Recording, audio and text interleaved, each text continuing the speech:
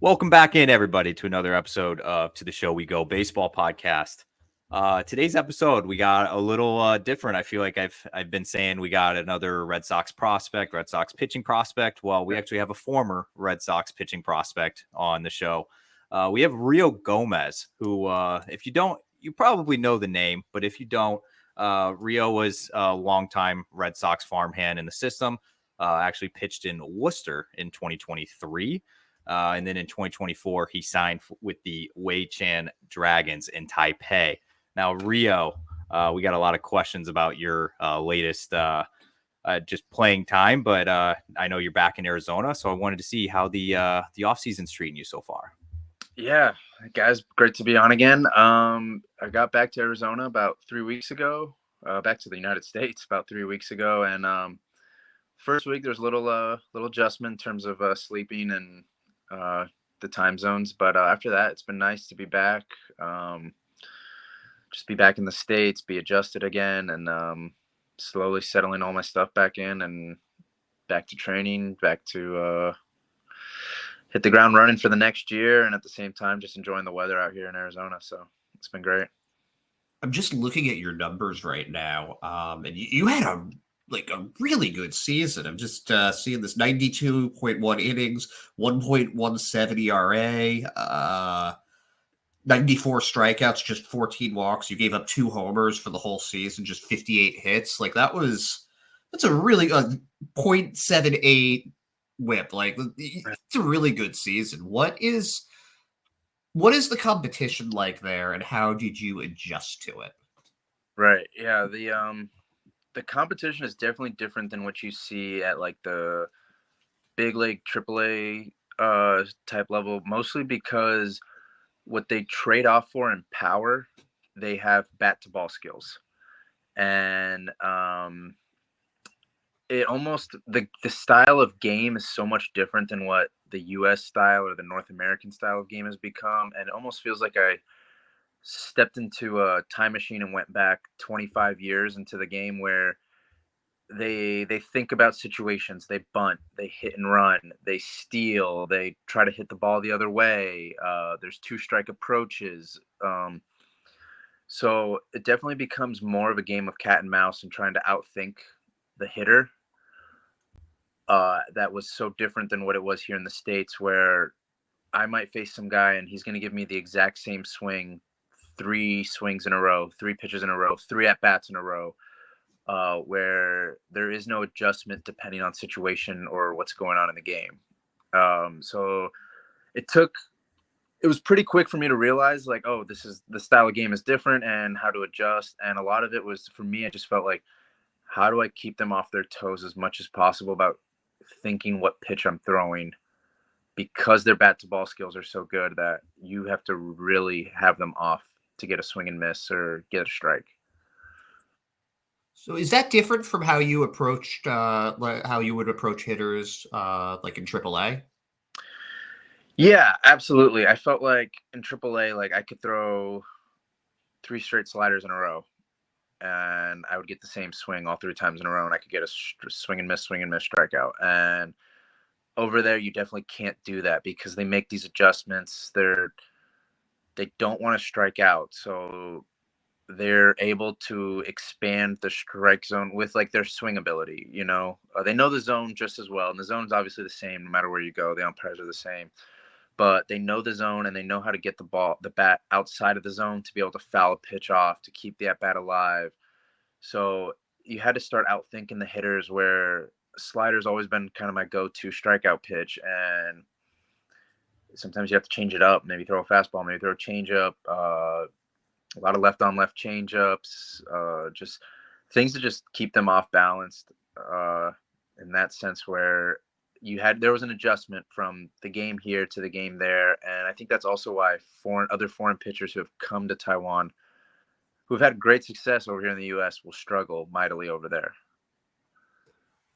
And what was your role? Were you like a swingman? Like what was your general role in the pitching staff there? I would basically say I was almost the entire middle relief. So there's 120 games played over there, and I pitched in 63 of them. Wow. And Wow. they play 5 games a week over there. And so it's like a midweek, it's almost college style, where it's like a midweek 2-game series and then a weekend 3-game series. So with that being said, it was like, I could pitch Tuesday an inning or an inning plus maybe 2 innings. And then Wednesday I could pitch another inning. Then we have a day off on Thursday, so I could rest. And then Friday I'd be good again if I need be. And if I didn't pitch, I could pitch Saturday. So it almost felt like I was pitching, depending on how things broke down, 3 to 4 times a week. And it wasn't an issue like body or fatigue or arm wise, just because of like the built-in off days. So almost all the foreigners that get signed over there are signed to be starting pitchers, and I was built up to be a starting pitcher. And then I think they saw something that they realized they wanted me more in the bullpen, and the bullpen struggled, so they thought I could help bridge to get to the closer, and that's kind of the role that I became in. So I was really the middle relief setup guy. So holds became like my target of what I was shooting for, obviously, every game. Instead of like a win or a save, like for me, I was like, all right, let me get the hold. Now, I remember it was probably about a year ago we had you on. It was after the 2024 season, and you had become, or 2023 season, and you'd become a starter. You had been a reliever for most of your Right. Red Sox career. You were starting. It was a pretty solid season, but you were going to be a free agent for the first time, and we weren't sure like where you were going to be. How did you end up signing over there, and what was the conversation like? Yeah, I really like, if this was a year ago from right now, I would have never told you that I was going to Taiwan or Asia or CPBL. Uh, but then as free agency went on and the off season went on, I realized how hard it is to get a job back in the States as a free agent. I was 29. I hadn't been to the show yet. There's a lot of things against you at that point. Left-hander who only throws about 90. And obviously not impossible. You find there's plenty of those guys in the show.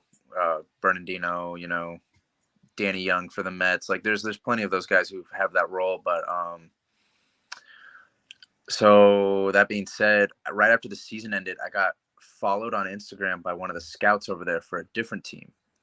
And at first I didn't think much of it. I followed him back just because I was like, you know what, like, doesn't hurt. Like, let's just see what happens. We kind of talked casually. I didn't want to talk too intensely about anything. And then after the new year, I started to realize, like, oh, I need to get a job, and I don't know if anything's going to happen over here stateside. So I started talking to him more frequently, more just about, jobs and stuff. And he told me that their team had already signed 3 of their 4 foreigners. They only had 1 spot left, and they didn't think they had the budget to sign me. But he said, I'll refer you to a friend. And that friend ended up being a Taiwanese agent out there. And within a week, I had 2 different contract offers, and then I ended up signing with the Wei Chuan Dragons. What are the Wei Chuan Dragons all about? Like, what's their vibe? Like, what are their fans like? Yeah, I mean, I don't know if you guys have ever seen what like Korean or NPB or any of these baseball is out there, but I had no idea what to expect. I didn't do any research or any homework, but and job's a job, right? I quickly realized, like, oh, CPBL isn't the only way, but it is incredible how much noise and energy is brought by the fans, where there's cheerleaders, and almost always the cheerleaders are the biggest attraction, more than the players, more than the team themselves. But the cheerleaders are chanting and dancing, and the fans are following with, and so it gets really loud, and you see it. I mean, it's around the entire stadium where it's just nonstop noise, chant, dance. And I mean, these fans are burning hundreds of calories a game within 3 hours, and they don't stop, and they love it. They find it so much fun. And it's just a different kind of energy than I was ever expecting, because you would never find that over here in the States. And it definitely made it much more enjoyable and much more fun of a game. Did you get to interact with them at all? I'm sure that there was a bit of a language gap there, but were you able to interact with the fans?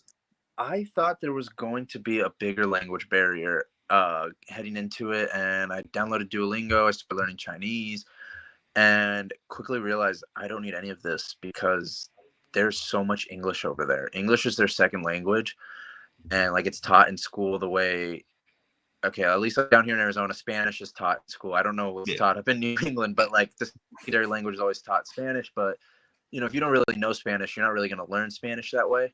But they actually learn English and they know English and they're willing to work with you. And luckily, I was in Taipei, which is the capital of Taiwan.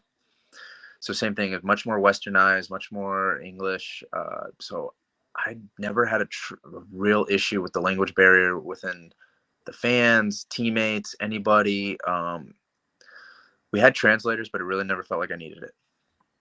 Who were the other foreign players on the team with you? Because I know you were saying there's it's a 4-player limit, right? Right. It's a 4-player limit per team. So on our team there was 3 other guys. One was named Tyler Epler. He had made it to AAA with the Pirates. Then he was in Japan, Korea, now CPBL. Another one was Drew Gagno, and he had made it to the show with the Mets and the Brewers. Played in Korea, now he's with us. And then another one was Brian Woodall, who has now played 10 years over there in Taiwan. He made it to AAA with the Diamondbacks a long time ago and has been in Taiwan for the last 10 years. Wow, 10 years there. Yeah, it's a lot. I know. After 1 year, I was like, wow, it takes a special kind of person to be able to do 10 years over there. But it can definitely be worth it. Obviously, you're far away from home, but the financial side is what brings guys to head over to Asia overseas. Yeah, it's interesting because the way that you're talking about it sounds like you can kind of bounce around between like Japan, Korea, and Taipei. It sounds like there's like a little taste of each of those for a lot of these guys. Yeah, you find yourself like the other foreigners on the other teams have also like had little stints in Korea maybe or Japan or after, and sometimes they bounce back and forth from the States. Like they come back to the States after being in the CPBL or being in Korea. And so, yeah, I mean, there's plenty, like majority of the big leaguers or foreign guys over there had big league experience, big league time. And then there's a few Taiwanese players who had made it to the big leagues who are now playing back in Taiwan in the CPBL. But then there's also on every team, plenty of Taiwanese players who had made it through the minor league system, played in the minor league system here in the States, and then had gone back. And I think that also helped with the English aspect, is that so many of these guys had played AA, AAA, some sort of minor league affiliation over here, made it to a certain level, and then have gone back and they learned English while their time was over there. So like Yu Chang. Yeah, I was gonna say, is Yu Chang, because you guys were teammates last year. Like, Yes. Did you get to see him at all? Yeah, and that was really cool because me and you were locker mates in Worcester, so we were right next to each other. And halfway through the year, he came back to the Taiwan, and for him it was a big homecoming. He was really excited, and he was so they have a draft over there, and the draft is in June. And if you get drafted, you can immediately start playing. Obviously, if you're like good enough or you're a player coming home. And so he went 1-1. He went his first overall pick. It was cool to see him because he brings a little bit more of that American style swing and that power where, you got to watch out for him in a different way where, yeah, he has swing and miss, but he has more power than some of these other guys. So you can pitch him like you were over here, but then, the next guy is a different, more local player, and you got to go back to pitching him like a Taiwanese player would. And, you actually, my last outing of the season, hit a home run. One of my 2 home runs hit a 3-run bomb off me, and he ruined my sub-1 ERA. At least like, okay, this guy was a big leaguer. At least, yeah, just like some random guy. No, he wasn't some random guy. And at least up to then, I think he was 0 for 3 with 2 Ks off me, and then he got me on that last one. And so, but it was cool because we talked to each other before and after the games, and like we had that relationship pre-built. And it was like, oh, we were talking on our turf over here, and now we're talking back on his turf back in Taiwan. That's really cool. I got a story for you. So I was hanging out in the Worcester clubhouse at some point this season, and I was next to our good friend Chase Sugar's locker. Yeah. And Shug was I don't know if he was looking at something that I think he may have been watching one of your games. I don't know what he was doing, but he was really? He was either texting you, looking up some like the last outing you pitched. He was definitely keeping track. And I'm just like, oh, what are you looking up? What are you watching? He's like, oh, Rio pitched in an all-star game or something that you had done. I forgot what he was saying. He's kind of going on and on. And I thought it was so cool that like a guy like Suge, obviously, it seems like you guys were still pretty, kept in touch. But was it hard for you at all? Obviously, with the time change and everything, to kind of like keep up with all the guys back home, and how did that go? So once you went overseas? Yeah. Like some of the guys that I was closer friends with, like Suge or like Zach Kelly, Durbin Feltman, like those kinds of guys. Like I'd still talk to them, Brendan Nail. We'd still talk, like keep up. Obviously the time zone's tough. There's only so many hours of the day where we're both awake because it's 12 hours exactly from you guys, from the East Coast side. So, at night they're just waking up, vice versa. In the morning they're still up at night. So we would be able to talk, and I was always checking in. I wanted to see. So like I still have the MLB app. I'm still checking the Worcester scores and the MLB scores, just to see how my guys are doing. The guys that are still with the Red Sox, obviously, over the years, just the natural course of turnover and change take place. But I still have plenty of guys on the Worcester team that are worth checking into, seeing how their years are going. And then so, like when a guy like Suge makes his debut, like obviously I'm there, I'm ready to text him and just fired up to see that happen. Yeah, that was so cool just because he didn't just make his debut. Like I remember he got called up and I was like, oh, well, he's getting a generic appearance and then they're going to DFA. No, he kicked ass. I think that he's going to at the very least be back next year there, which I don't know if anybody was expecting that, but he figured something out.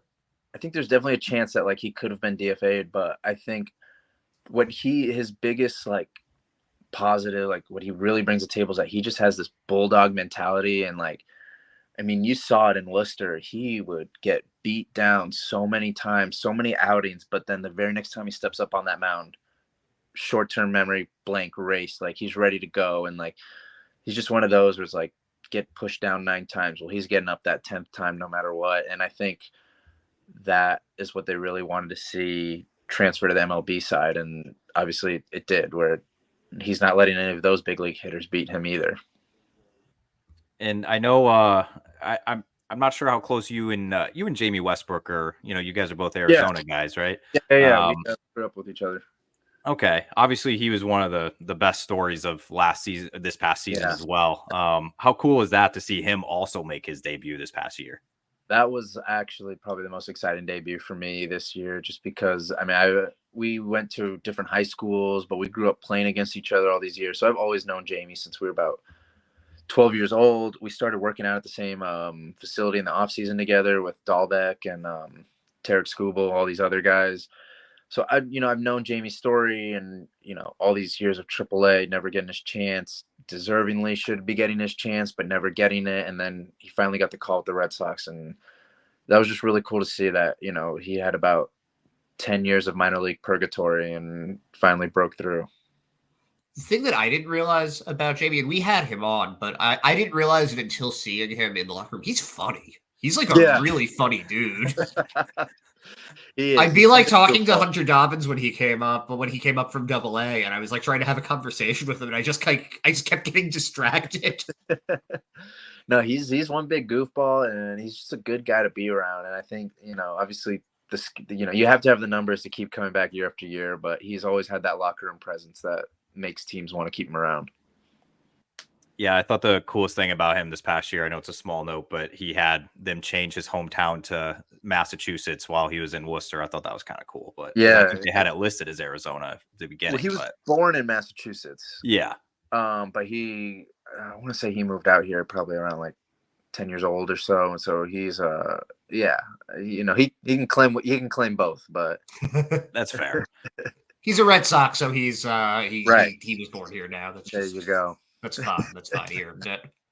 All right. Something you mentioned earlier, I wanted to loop back on it because I was taking a peek at it after you said it, that you pitched in a ton of games this year. So I'm not sure how accurate this is, but it says Baseball Reference says you threw 92 in a third innings. Does that sound about right? Yeah, no, that's accurate. Okay, so then I was looking back and I'm just like, okay, in 2023, but like between Portland and Worcester, you threw 76 in a third. Then in 2022, you threw 33 in Portland. So you Right. almost threw more innings this year than you did the previous 2 seasons combined. Are you a little tired right now? Like, how are you feeling after a long season? Not anymore. But that month of September was very hard and very draining. You definitely felt every day waking up where I was like, wow, I am so tired. But it was a challenge that I enjoyed doing. It was, personal best in amount of innings pitched in a year, where the year before was also a personal best that I just, topped once again in a different manner, where you think 92 innings, you're probably thinking more as a starter than as a reliever. And obviously that was part of the challenge, was like, you got to get yourself up and ready to go every single game, because you don't know how the situation is going to play out. But I really enjoyed the challenge. At the time of September, when I was exhausted, I was ready for it to be over, but I thought it was something that was really good for my career, to just be able to look back and be like, yeah, I can do that. I can do it again next year. I can keep doing this. Yeah, I mean, it's been a really, really interesting career that you've had. I mean, I just think about how you didn't even make your high school team, right? Like, you were a walk-on in college. Yeah, I walked on to my junior college, and then I walked on to University of Arizona as well right after that. So It's like, what's next for you after having such a good season? Like, what are you looking to do for 2025? I'm kind of open to seeing what's going to happen.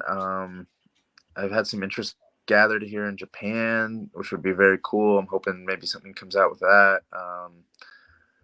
Maybe I come back to the States. Maybe I go back to Taiwan. I'm kind of open-minded and just willing to see what goes on. Last offseason, I gave myself so much anxiety and stress about getting signed. So now that I know the process a little bit better, that last year was my first free agency, where I'm not going to worry about it until well after the new year, and just see where everything unfolds. I mean, you definitely, it's definitely a high note. So that's interesting to hear, with just like Japan potentially, and Yeah, what's that gonna would be be very there. cool.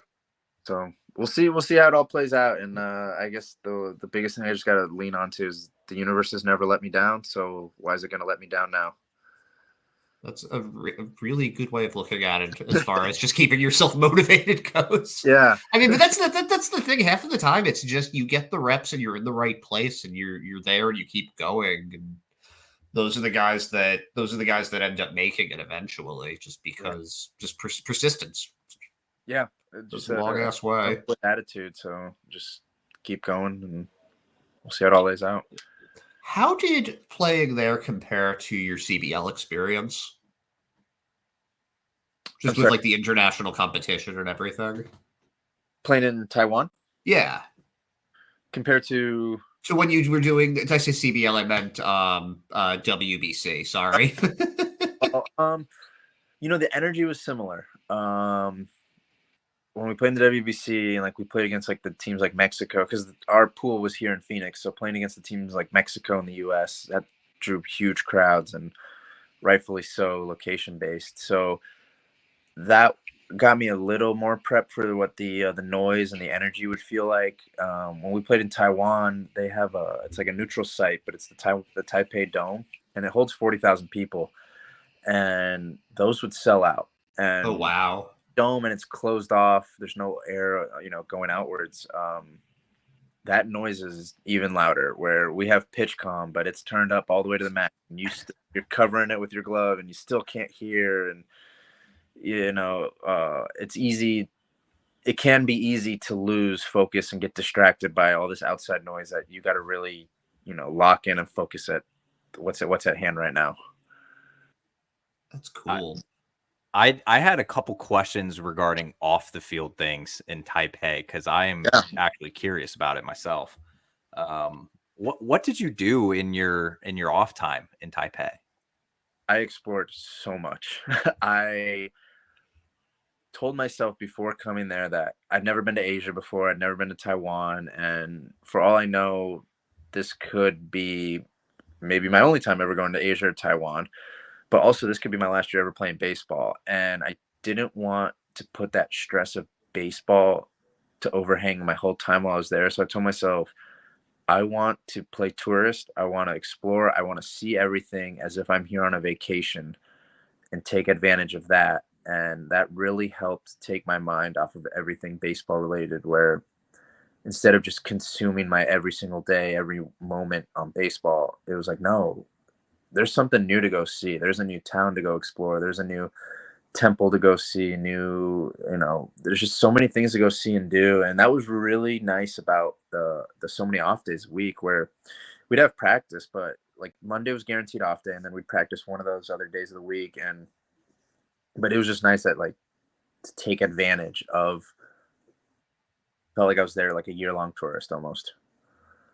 And that was I very feel like that's got to be like the best way to do it, because it's like you're always constantly seeing things. And actually, that was kind of like, I know it's like a way less example mine is, but when I moved to New England from St. Louis a few years back, and Yeah. it was one of those things where, like, me and my fiance wife now, but we every single weekend we're like, let's go explore this Right. town, let's go do Yeah. this, and let's go do that. And it helped me, like, kind of be like, get over like a little bit of the homesickness, a little bit of the I don't know what I'm doing here. And it's like, okay, it helps so much. Like, it's incredible. But It does. My girlfriend came and lived with me in Taiwan, which was really cool. And that also helped me be motivated to go see and do things outside of baseball and to take advantage. And whether it was within the city or leaving the city and going elsewhere within the country, I definitely feel like we saw and did everything that we possibly could imagine with all that time.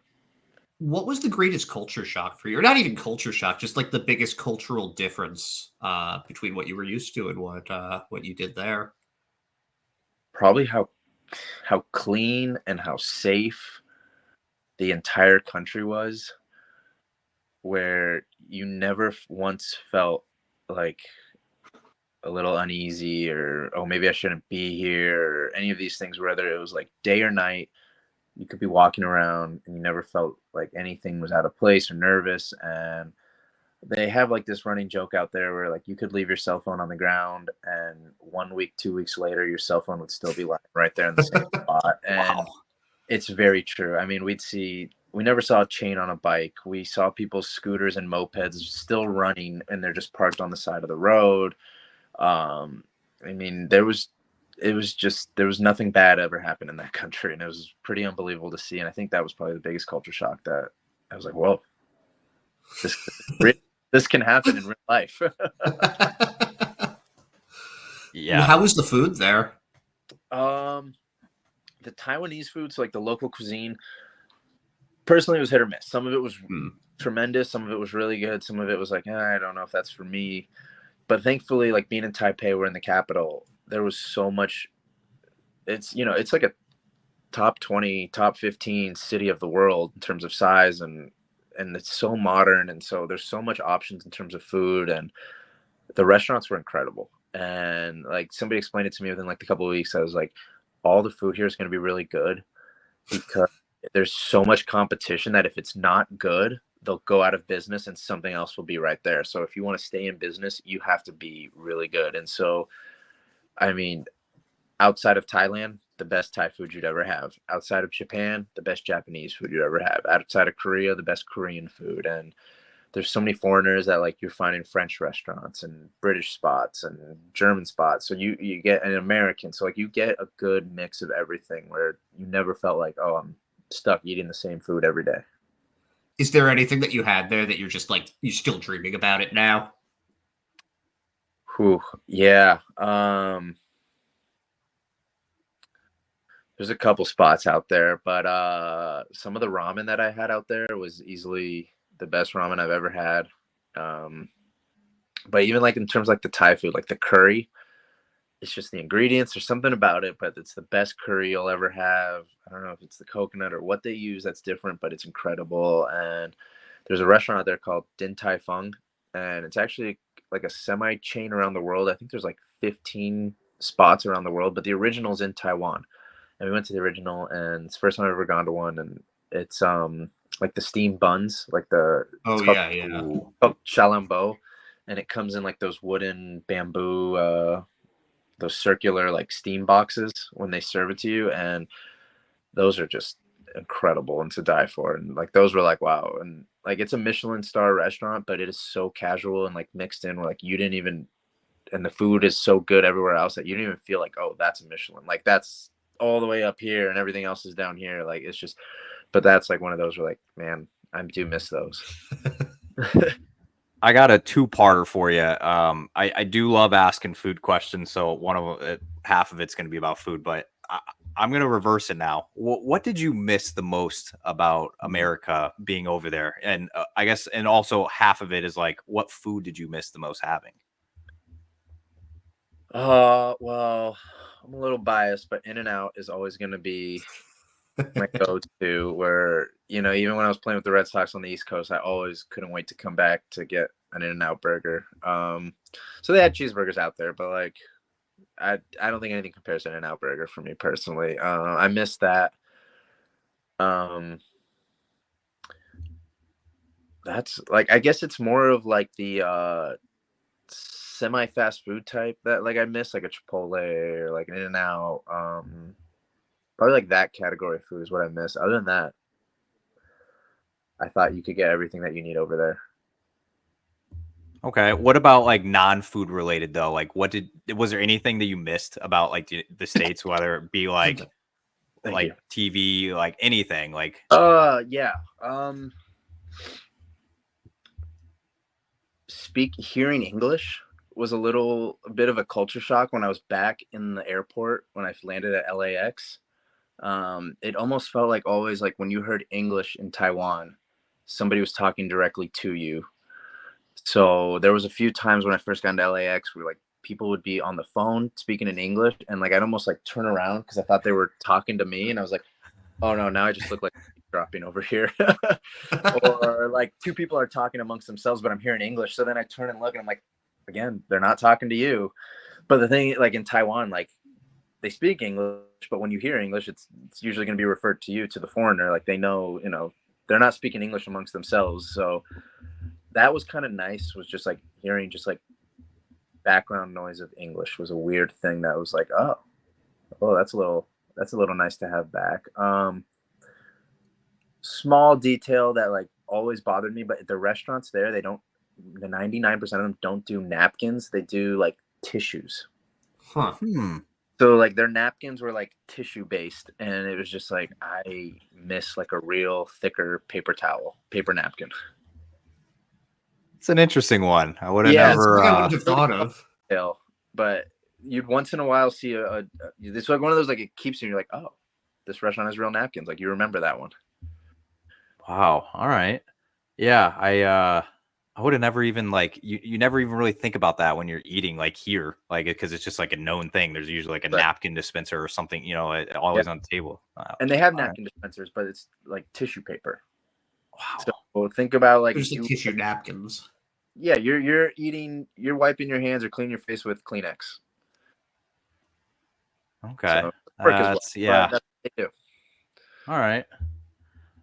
Ed, I got one more question left. I don't know if you have anything to empty the tank. Do I have anything to empty the tank? You always do. Yeah, actually, there is one that.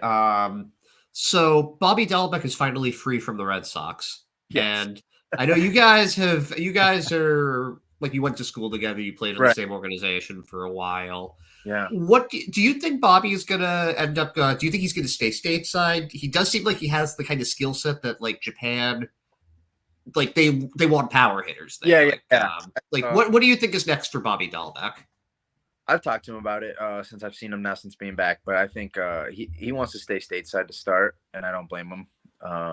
I think he would absolutely thrive in Japan or Korea, and you get paid pretty well in both of those leagues where, it's not a financial aspect, but I think it's just making the jump to go overseas. It's so far away. You're far from home, time zones, culture. Not everybody is willing or wants to do that, but I think, like you said, Bob's skill set and power would absolutely thrive in both of those leagues. But he wants to stay stateside, and I feel very confident he's going to find himself a deal out here stateside and be able to. He'll get another crack into the big leagues, no doubt. I mean, he'll get another chance, and I really do believe that a fresh start is one thing that he's been needing for a long time, and I think it could help him out greatly. Yeah. Something that I learned about him this year, because I think this was my third year going into the clubhouse. And in that time, I had never talked to him. And it's funny because I think I just found him kind of he's a big guy. He's kind of imposing. So finally getting to talk to him, I didn't realize another guy that's really funny, just a really nice conversational guy. I wasn't expecting him to be as good natured, I guess. I think there's a lot more to Bob that meets the eye. Got a lot more going on, complexities, things that he likes, things that he cares about, that you don't always see, first impression of Bob. Because I think sometimes he gives off that impression that he's just another big jock. And there's just so much more under there. I mean, that guy, you ever see him again? I mean, you should ask him about music, guitar playing. I mean, that's where his real interests and hobby are. It's not even on the field. It's music, YouTube, and learning guitar. And he loves it. He was following all the guys out internationally that he used to play with, because we talked a little bit about how you were doing, and then Kyle Hart, who had a really good year in Korea this year. I didn't even know that until Bobby told me. Yeah, Hart had an awesome year, and it was really cool that we were in similar time zones, so we could keep up with each other. And I think it seems like Hart is on his way to winning the Cy Young Award of Korea this year. So he had he was ranked the 48th best free agent by, I think, Fangraphs, and they're predicting him to get a 3-year deal somewhere, which I good for him, right? I don't see that. I mean, we'll see what happens. I could see him definitely going back to Korea for another year and giving that a run. But I think he's put himself in a good position that I think he'll have a nice choice. He'll have options. Well, I think you going back to Bobby, I think you hit the nail on the head. I mean, he has still hit the farthest home run I will ever see in person when he hit the duck boat out in left center in Worcester. I don't even know how far they said that went, but that is literally the farthest ball I'll ever see hit in my entire life. I don't think he hit the train. He hit the train too. That is right. I forgot about that. He hit the moving train. I think for me, the farthest ball. Yes, him and Yaces are the only ones that ever hit the train. Yep. There's a guy. He went to Japan, right? Yes. He went to Japan. I think he's still out there. I'm not sure, but I know he went to Japan afterwards. And but for me, the farthest ball I've ever seen Bob hit was in college. And obviously it's a metal bat, so it's a little skewed, but it went right center, so a little up with power. And I think if you were to ask anybody who was in that ASU team or that U of A team when that game happened, they will all tell you that was the farthest ball they've ever seen hit in their life. It was just something different, and it was wow. It was one of those you just don't forget where you were and what was happening when you saw that. Yeah, I mean that's almost how I feel about that day in Worcester. I can't even imagine that one in Arizona, but I'm okay ending. Oh, I'm sorry, I didn't mean to cut you off. No, you're good. You're good. All right. I was going to say, I don't mind ending this podcast on this question. It's not a baseball question. It's not a Bobby Dahlbeck question. It's not anything like that. But I'm in the market for a new show or movie to watch. I need to know what you've been watching lately. Well, as of recent, we just started watching the show. It's on Netflix. It's an AMC show. It's called Kevin Can F Himself. I don't know if you guys have ever heard this show or seen anything. I love it. We just finished the first season. There's 2 seasons out. It's the girl from Schitt's Creek. I don't know her name, but she's the main character, and it's great. It actually takes place in Worcester. I had no idea until I started watching the show. Did they actually film there? It looks like it, but there's nothing specific, but it very much so looks like it's, it looks like Worcester when you watch. But the show is very cool and very smartly done, where half the show is early 2000s sitcom style, as if you're watching The King of Queens, where the camera is in the fourth wall, and everything's funny, everything's lighthearted, but the camera's always far back. And that's with her husband, and her husband is very King of Queens style, Kevin James, funny, goofy, idiot, up to schemes, doing things like that. And then when he leaves the room and it's just her in the room. Like there's other characters too. So but when like she's just in the room, it switches to like a modern day like thriller drama where the camera angles are like up close right here, like on the face, and like the colors change, and so then it becomes like serious and dark. And then whenever like he's in the room, or like his dad or his best friend, it's like the funny sitcom style, like blown up back. And so like the show progresses back and forth, but it's very cool, very bear like, where like they use a lot of like cool angles and colors, and so from like a cinematography style like endpoint, like it's very cool to watch, and like the plot is good too. And so I like that's what like really draws you in, is like the changes from sitcom to drama thrillers, back and forth, back and forth, back and forth, and like how the show unfolds. And very entertaining.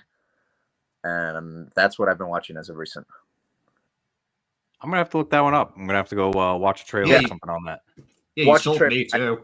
I'd never heard of it, and it came up. My girlfriend brought it up, and she's like, "I heard about this show," and I was like, "All right." So we watched the trailer, and I was like, "Sold. Let's try it."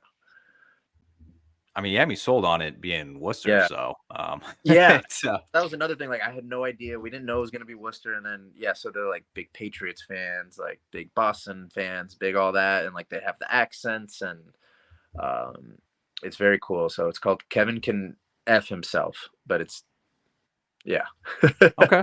All right. Well, I'll definitely look that up. But Rio, we appreciate all the time you're giving us. We appreciate you coming on for a second time. That's much appreciated.